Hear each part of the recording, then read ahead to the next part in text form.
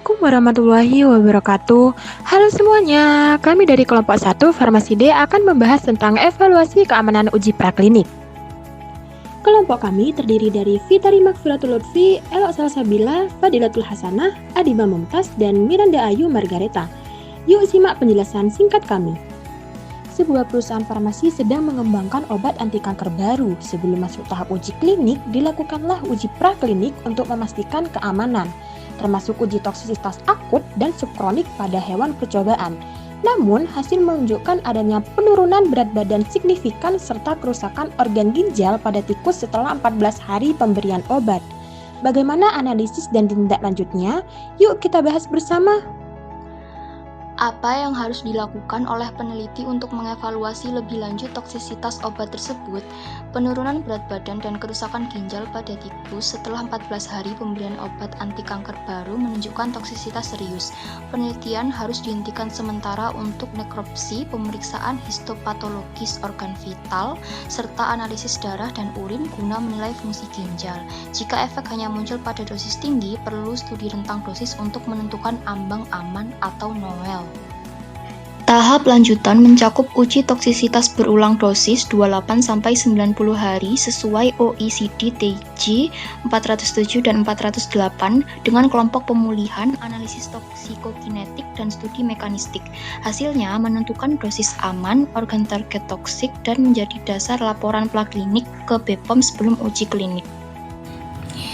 Kemudian, apa yang dimaksud dengan NOEL dan bagaimana menentukan dosis awal yang aman untuk uji klinik? NOEL atau No Observed Adverse Effect Level merupakan dosis tertinggi yang tidak menimbulkan efek toksik pada hewan uji dan menjadi dasar utama dalam penentuan batas aman paparan obat sebelum uji klinik manusia. Jika seluruh dosis uji menimbulkan efek toksik, maka digunakan LOEL atau Lowest Observed Adverse Effect Level yang dikoreksi untuk memperkirakan nilai NOEL. Nilai ini kemudian dikonversi menjadi Human Equivalent Dose atau HED dengan memperhitungkan luas permukaan tubuh antar spesies sesuai pedoman FDA tahun 2005 dan BPOM RI tahun 2014.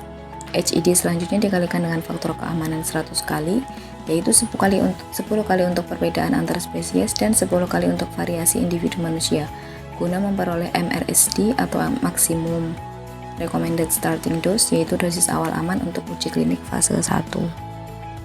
Pendekatan ini dianggap paling etis dan ilmiah untuk menjamin keselamatan relawan.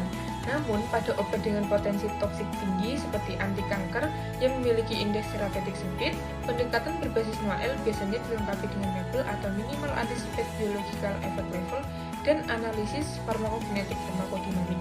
Dalam hal ini, uji klinik awal sering dilakukan langsung pada pasien dengan eskalasi dosis bertahap dan pemantauan ketat. Walaupun terdapat keterbatasan dalam translasi data hewan ke manusia, pendekatan NOAEL tetap menjadi acuan ilmiah dan regulatori utama dalam menentukan dosis awal yang aman pada manusia, sejalan dengan prinsip kehati-hatian dan etika penelitian biomedis di Indonesia. Pertanyaan ketiga, mengapa evaluasi toksisitas subkronik dan kronik penting dalam pengembangan obat ini? Selanjutnya, berdasarkan pedoman BPOM nomor 10 tahun 2022 dan peraturan BPOM nomor 8 tahun 2024, data uji ini merupakan syarat wajib sebelum uji klinik fase 2-3, guna menjamin keamanan paparan berulang yang sebanding dengan durasi terapi manusia. Pengujian juga melibatkan pemantauan toksikokinetik untuk menilai efek akumulasi dan perubahan kadar obat seiring waktu.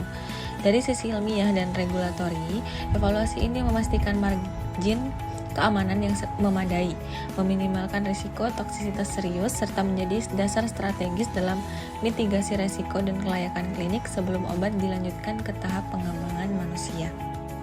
Berikut adalah referensi yang digunakan berdasarkan hasil dari diskusi tugas 3. Uji praklinik penting untuk menjamin keamanan obat sebelum digunakan pada manusia. Terima kasih sudah menyimak. Wassalamualaikum warahmatullahi wabarakatuh.